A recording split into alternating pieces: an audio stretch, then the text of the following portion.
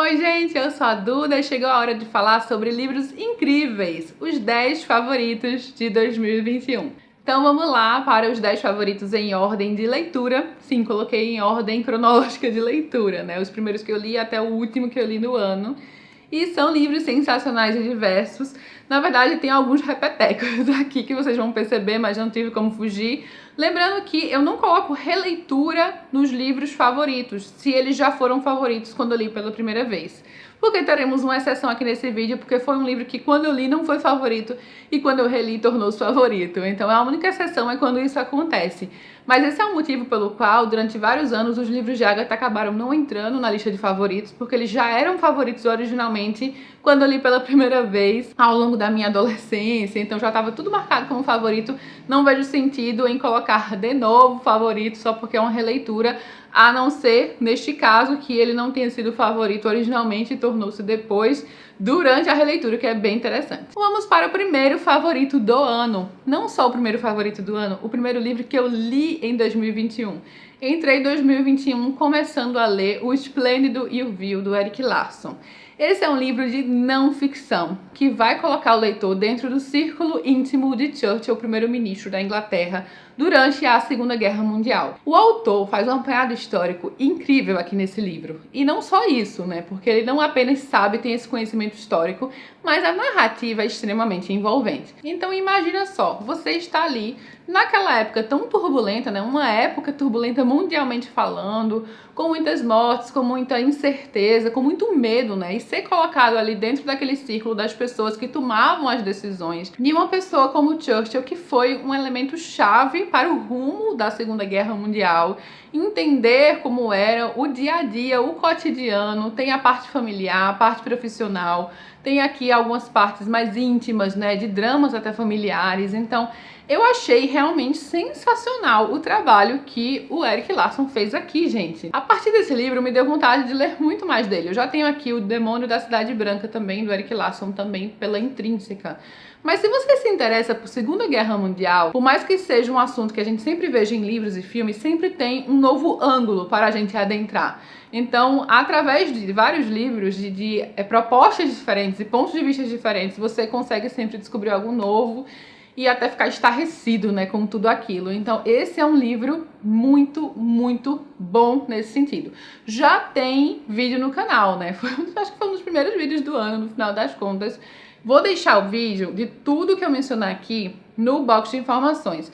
Eu acho que só não tem vídeo para um livro, que eu ainda vou fazer vídeo, para um dos favoritos. Todos os outros provavelmente já tem vídeo. E vai estar tudo no box de informações, porque os cards são limitados, só 5, né? Então vou colocar tudo aqui embaixo mesmo. E claro, o link para os respectivos livros na Amazon. Vocês sabem que comprando pelos meus links, vocês ajudam o canal. Então caso se interesse por algum dos livros aí ao longo deste vídeo e queira comprá-lo, ou mesmo adicionar na sua wishlist na Amazon, e puder utilizar meus links, eu agradeço muito. Aproveitando agora que vamos passar para o segundo favorito, já deixa o seu curtir aqui embaixo também, isso é bem importante para ajudar na divulgação do vídeo, e já se inscreve no canal, caso ainda não seja inscrito. Vamos para o segundo favorito do ano, primeiro livro do projeto das Irmãs Brontë, Jane Eyre. Como não colocar Jane Eyre como um dos favoritos da vida, né, gente? Esse aqui foi aquele grande impacto já no início do projeto. Jane Eyre é um livro que eu já tinha lido, só que muito entre aspas, porque eu tinha lido naquelas edições bem simplificadas. Quando eu era mais nova, eu nem sabia muito sobre a história, eu não sabia que eu tava pegando uma versão bem fininha. Era uma versão, assim, realmente completamente mutilada da história. Então eu considero que eu não tinha lido antes desse aqui, tá? Eu li pela primeira vez em 2021, afinal de contas eu li o livro de fato completo. Gostei muito de ler nessa edição, acho que foi o meu vídeo mais longo sobre um livro, provavelmente tem 1 hora de duração, creio eu. Me envolvi muito com a personagem. Jane Eyre é um personagem sensacional. Acompanhar o percurso, acompanhar seus princípios, sua resolução, sua força, sua coragem, tudo isso, né? De uma mulher naquele período, no século XIX, e de uma pessoa que escreveu tudo aquilo no século XIX, porque é um livro com várias ideias já progressistas, feministas, Então Jane Eyre realmente é uma personagem sensacional. Não apenas acompanhar tudo isso, esse romance de formação, mas também a história tem todo um ar envolvente, né? Porque envolve mistério, envolve um suspense, um casarão gótico, envolve romance romântico, né? Aqui, que eu particularmente adoro as partes românticas. Eu sei que divide muito opiniões nesse quesito, né? Algumas pessoas não gostam do Sr. Rochester, mas eu adoro. Essa parte deles dois eu acho incrível, assim, as declarações, aquela parte do amor rolando solto, eu adoro. Então, Jane Eyre é um dos meus grandes favoritos da vida. Mais um dos grandes favoritos da vida, gente. Terceiro favorito do ano, O Labirinto dos Espíritos. Como eu esperei para ler este livro? Eu esperei originalmente que ele fosse lançado, porque eu já vinha acompanhando a série do Cemitério à medida que ela ia sendo lançada, porém demorou para o último. Então, quando o último foi lançado, eu percebi que eu precisava reler toda a série. Então, eu demorei mais ainda para encaixar e conseguir reler toda a série de novo. E dessa vez eu fiz isso junto com vocês, o que foi ainda mais especial, né? Conversando sobre cada um desses livros de Zafon, no projeto de Zafon aqui no canal. E O Labirinto dos Espíritos é um fechamento sensacional para uma série maravilhosa.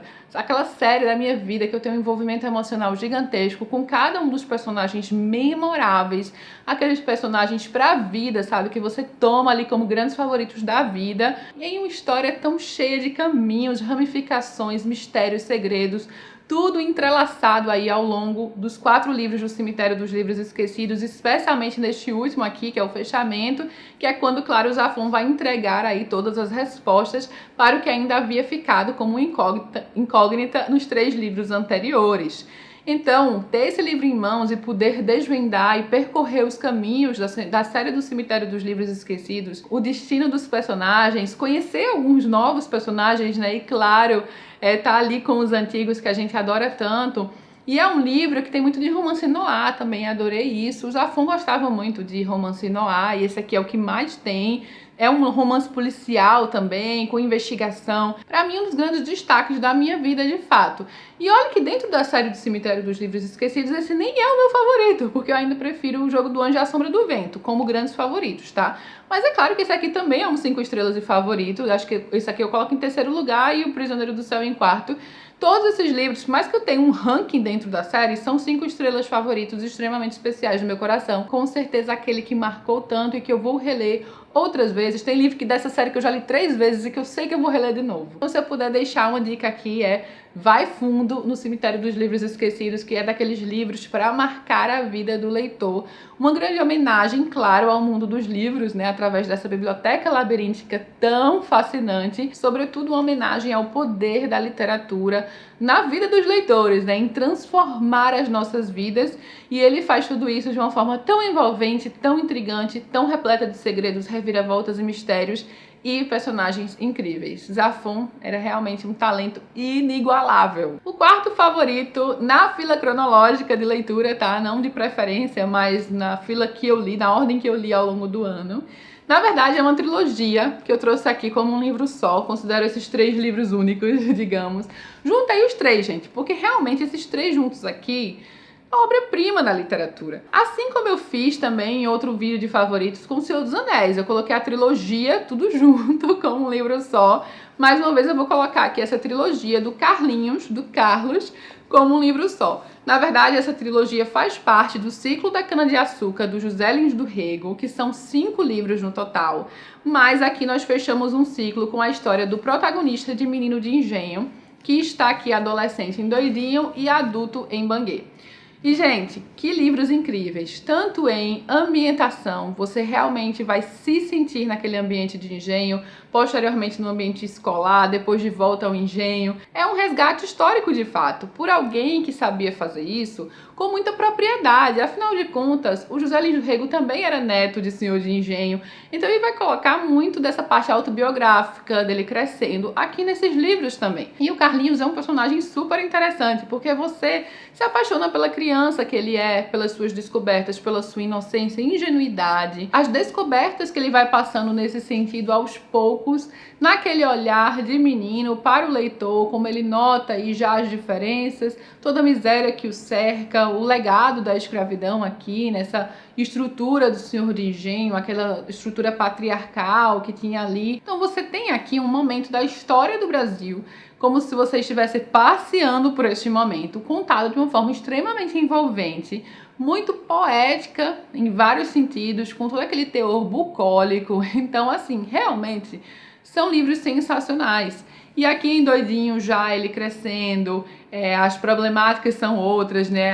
Os dramas são outros. E claro, um Banguê também tem uma força própria por ser o fim da trilogia, ele ali já adulto tomando conta do engenho de seu avô, os desafios que ele vai enfrentar, as fraquezas morais também, né? Porque uma coisa incrível nessa trilogia é que o personagem é passado com todas as suas falhas e é contado em primeira pessoa. Ele não deixa de lado esses defeitos, essas falhas. Ele vai narrando, ele se sente fraco em muitos momentos, ele se sente ali sempre à sombra de seu avô e, claro, inserido ali naquele universo de privilégios como neto de engenho e todo os contrastes sociais com a pobreza extrema, com as pessoas que trabalham arduamente todos os dias e que têm o mínimo. Então, assim, o ciclo inteiro é sensacional, tá, gente? Especialmente culminando ali em Usina. Usina não tá aqui nos meus favoritos, mas é um livro incrível como fechamento do ciclo. Ainda que Fogo Morto venha depois em publicação, ele vem antes em cronologia. Então, assim, recomendo toda essa série e esses 3 livros aqui são preciosidades da literatura. A reflexão aqui, o apanhado histórico, vem em meio a toda a emoção que o José Lins do Rego vai passar ao longo dessas histórias. E falando nele, vamos lá, mais um favorito, Fogo Morto. Fogo Morto eu tive que colocar separado, porque Fogo Morto é um livro que o Carlos de Mello, o Carlinhos, sequer aparece, tá? Ele é um livro que se passa, na verdade, antes de Banguê. Então, por mais que ele seja o último publicado ali já na década de 40, ele é um livro que veio antes de Banguê, de Usina. Usina não entra nos meus favoritos aqui, mas ainda assim um grande livro, ótimo como um fechamento de uma parte importantíssima desse ciclo. E Fogo Morto, gente, é um livro que vai trazer 3 protagonistas, 3 histórias, vidas totalmente distintas. Todos os 3 homens são muito orgulhosos, né? São muito teimosos, mas eles têm ali desafios completamente diferentes em um tempo em transição, em um tempo que as coisas estavam mudando, que toda essa questão do engenho estava sendo deixada para trás. Aí entra toda a politicagem aqui, através de um dos personagens principais que deseja progresso, deseja uma vida melhor para as pessoas que têm menos. E aí temos aqui a decadência de um dos engenhos, que não é o Santa Rosa, não é o engenho principal, mas é um engenho perto. E esse senhor, o Lula de Holanda aqui, esse senhor de engenho, então é a decadência de um sistema e algumas pessoas ali que estão em volta, claro, entre eles um homem muito, muito pobre, orgulhoso, teimoso, que vive nas terras do engenho, e outro que vai estar envolvido já na parte política, que é tipo aquele primo distante pobre, sabe? Então ele não é dos mais pobres miseráveis, mas ele não tem a grande riqueza dos senhores de engenho, ele está ali para tentar mudar a vida, digamos, das pessoas em tentar buscar por progresso. É um personagem que entra até com um aspecto cômico aqui na história, mas que, sinceramente, tem um desenvolvimento incrível ao longo do livro. Então, todos os 3 personagens são muito bem passados aqui. O ambiente, a linguagem poética maravilhosa, essa questão bucólica que eu falei. Aqui, realmente, como livro único do ciclo da cana-de-açúcar, este é o melhor de todos, sem sombra de dúvida. Esse livro aqui é uma grande obra-prima. Ele, de fato, é tido como uma grande obra-prima do José Lins do Rego, e não é à toa, como livro único, sensacional. Se eu for contar O Menino de Engenho como uma trilogia, aí eu prefiro a trilogia. Mas esse aqui é sensacional, indico abertamente. Toda essa série do ciclo da cana-de-açúcar é incrível. O próximo favorito é, de fato, uma releitura. Mas quando eu li o livro pela primeira vez, eu não coloquei como favorito, gente. Eu terminei o livro com tanta raiva que eu lembro de ter feito uma resenha em texto lá no início do blog, nos primeiros anos, né? Acho que ali, sei lá, 2011, 2012, e ter colocado que eu nunca mais leria esse livro na vida. Como o mundo dá voltas, né? Não só li, como amei, claro. Assim, eu também já tinha amado da primeira vez, sabe? Eu tinha gostado do livro, mas eu não tinha favoritado e não imaginava relendo. Não apenas reli, como adorei a releitura e nem descartaria uma nova releitura em outro momento da minha vida, tá? Que é O Morro dos Ventos Uivantes. Eu realmente tenho, assim, um sentimento tão conflitante sobre este livro, né? Tanto ódio aqui nessa história, tantas injustiças, tanto rancor, sabe? Aí dá uma raiva em vários momentos, tantos personagens detestáveis, egoístas. Só que a história tem uma força tão grande, sabe? Ela tem uma força tão profunda, ela emociona tanto. Não é à toa, é dos livros mais lidos do mundo, dos mais adorados do mundo. Porque Emily Brontë, eu acho que talvez de todas as irmãs e de todos os livros, ela foi quem conseguiu despertar mais emoção do leitor, sabe? Assim, jogar o leitor assim dentro da história a ponto dele se envolver de uma forma muito louca. É inegável a força desse livro e durante essa releitura ele tornou-se um favorito. Eu devorei o livro, li muito mais rápido do que eu imaginava, mas se bem que eu lembro de ter lido rápido a primeira vez também. E assim, me envolvi novamente num nível muito forte, mesmo já sabendo tudo que ia acontecer, e pude entender mais da profundidade da força dessa leitura. Então, pra mim, de fato, um grande favorito. Continuo detestando o Heathcliff, tá? Eu sei que tem gente que adora. Eu detesto muito o Heathcliff. Eu não posso falar muito, né, porque eu não quero entrar em spoilers aqui, não é o local. Já tem vídeo aqui no canal com spoilers sobre esse livro, pra quem quiser saber um pouco mais. Mas posso dizer que se você quer uma história forte, com muitas emoções, com uma ambientação sensacional, aqui um leve ar fantasmagórico de suspense ali na charneca, nesses ventos sussurrantes, né, uivante. Eu lembro quando eu tava lendo que a janela ficava uivando, assim, eu ficava me sentindo muito no clima do livro, né, o vento batendo numa janela que tá mal fechada, começa a uivar bastante.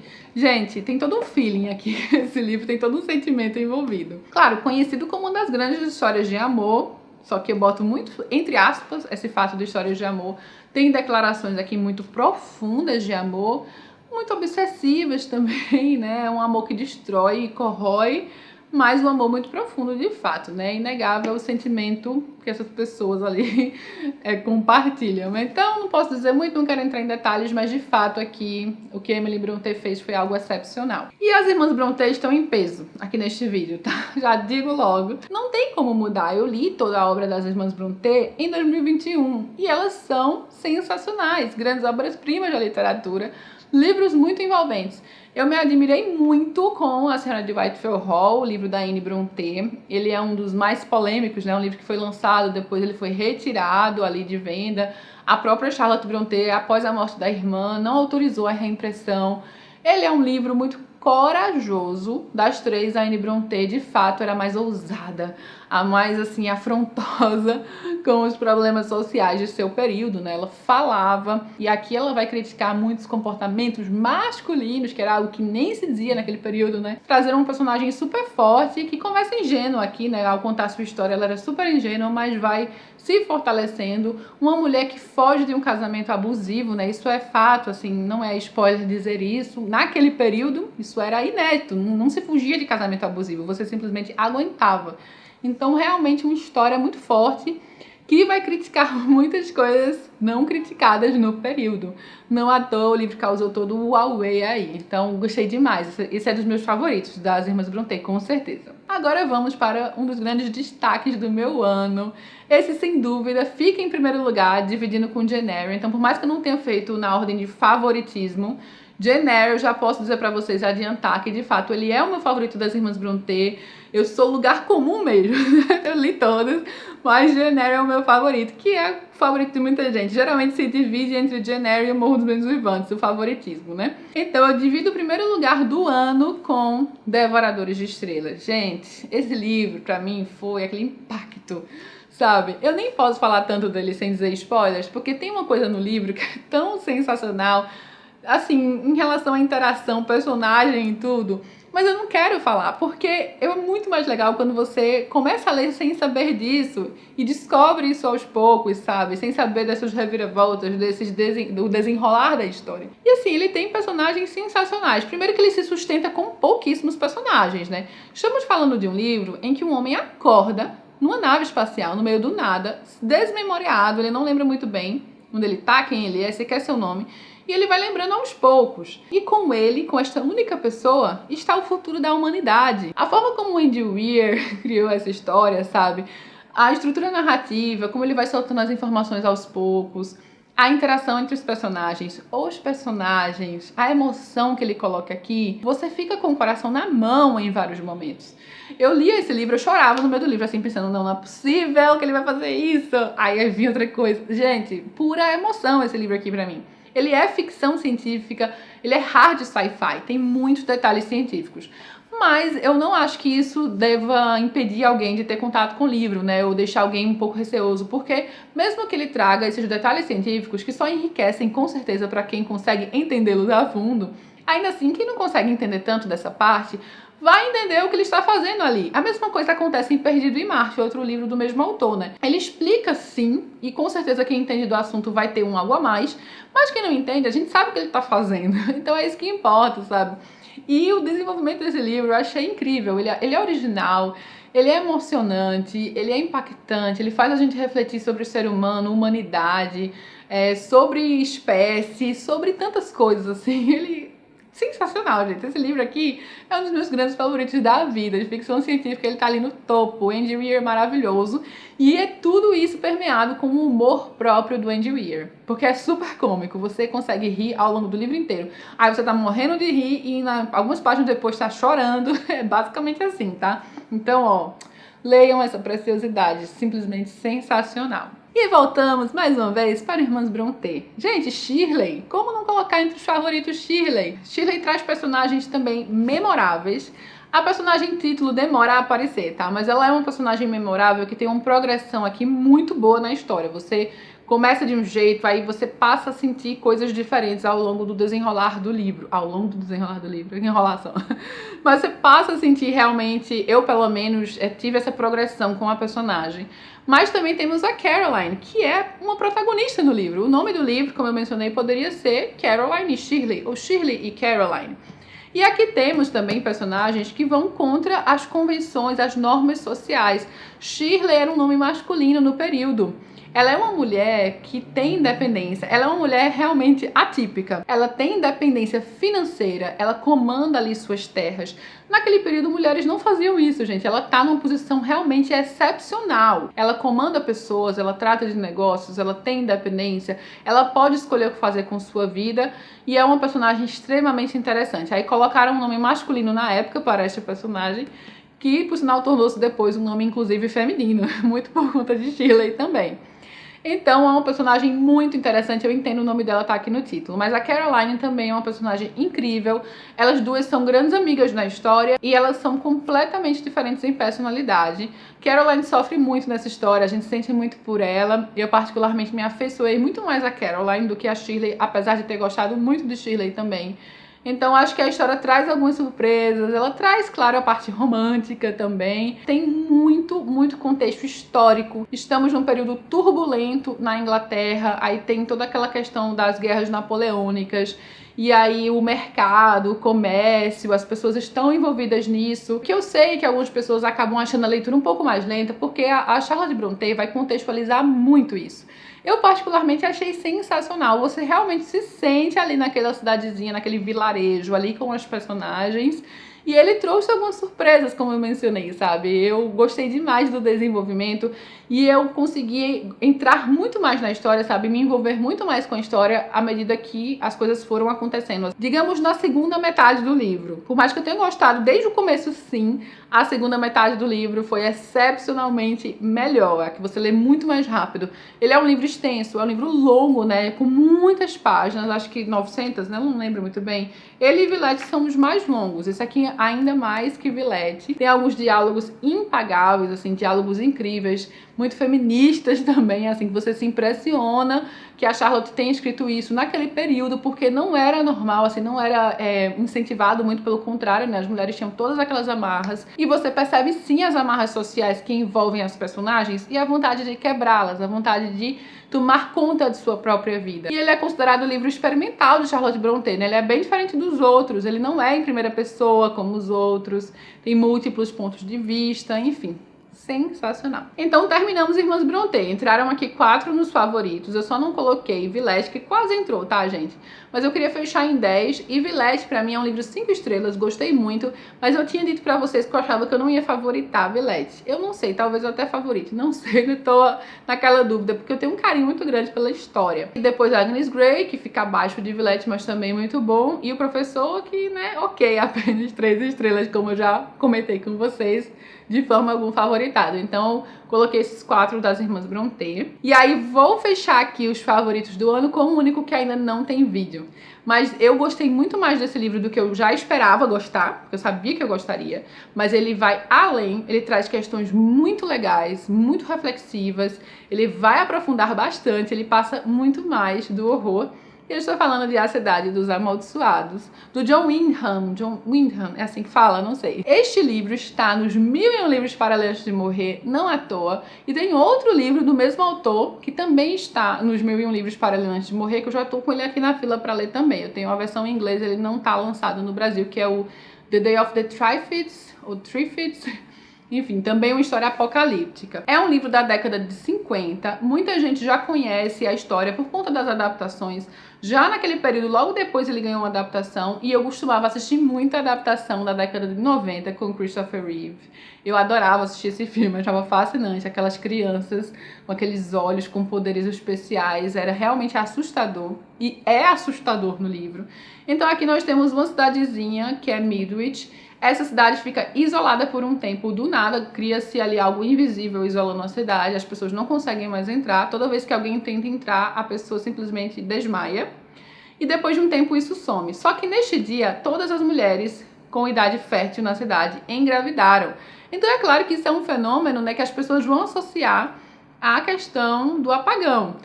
E todas elas têm filhos muito parecidos, muito iguaizinhos, né? Todas aquelas crianças louras, assim, cabelos quase brancos, que são diferentes, elas são diferentes desde o começo, percebe-se ali algo. E o diferencial desse livro, entre outras coisas, é como as pessoas vão lidar com essa situação aqui na história, sabe? Tem alguns personagens aqui que refletem bastante sobre questões interessantíssimas da ficção científica, como as diferenças entre espécies, o medo da completa extinção, né, que era um medo muito presente durante a década de 50 e 60 por conta da Guerra Fria, aquele medo das bombas nucleares, aquela sensação de que tudo pode mudar e que o mundo pode acabar.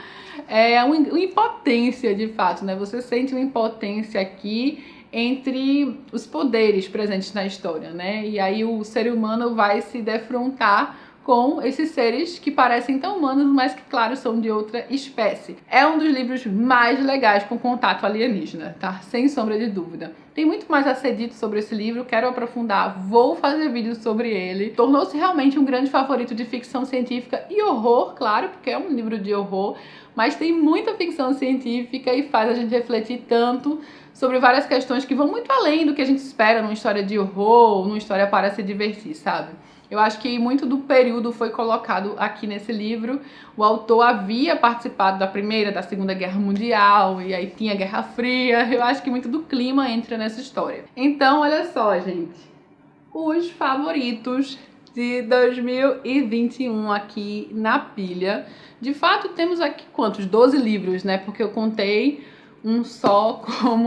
três como um só. Temos aqui 12 livros, os 10 favoritos. Eu já comentei com vocês que ao todo eu li 61 livros em 2021 e eu dei uma olhada na minha lista e eu marquei 23 livros como 5 estrelas. No caso, contando a trilogia do Carlinhos como livros únicos. Se eu contar como um livro só, 21 livros marcados como 5 estrelas. Dentre esses, eu selecionei aqui 10 ou 12, enfim, vocês entenderam. Então foi muito bom, porque eu li 61 no total e eu marquei 30% desses livros como 5 estrelas, sabe? Acho que ficou uma média muito boa de livros excelentes, porque 5 estrelas são aqueles livros que a gente ama. Marquei vários como 4 estrelas, não cheguei a contar, mas tem muitos lá. E alguns como 3 estrelas, que eu considero livros bons. E eu acho que eu só marquei como 2 estrelas, creio eu, teria que dar uma olhada. Mas assim, gostei, sabe? Acho que 30% ficou uma média boa de 5 estrelas. Vou começar a olhar isso também como mera curiosidade mesmo. Eu espero que vocês tenham gostado das dicas, de falar um pouquinho mais sobre esses livros, né? Enfim, essas mini resenhas, digamos. Já tem vídeo de tudo no canal, com exceção de A Cidade dos Amaldiçoados. Então, quem quiser dar uma olhada, tá tudo aqui no box. Todos os links certinhos, tanto para a Amazon quanto para os respectivos vídeos. Me conta se você já leu algum desses livros, o que você achou, se quer muito ler. E me conta o seu favorito de 2021. Eu já contei pra vocês o meu, né? O grande favorito fica dividido entre dois, não tem como. São livros muito distintos, não consigo separar, sabe? Os dois são os grandes favoritos, Jane Eyre e Devoradores de Estrelas. Mas cada um desses aqui foi realmente muito especial, né? Entrou nos favoritos. Afinal de contas, os 5 estrelas já são livros especiais que a gente gosta tanto. Então eu fiquei bem satisfeita com a minha pilinha aqui. Eu sei que teve muito Irmãs Brontë pra vocês. Não tinha como fugir disso, né? Elas são sensacionais e eu li tudo em 2021. Conta o seu favorito, tô louca pra saber, porque acaba sendo, né, uma forma de passar dicas aqui nos comentários bem legais, trocar essas dicas com vocês. Com certeza eu também pego dicas com vocês. Não esquece de curtir o vídeo, se inscreve no canal pra receber tudo em primeira mão. Beijo enorme a todos e até a próxima.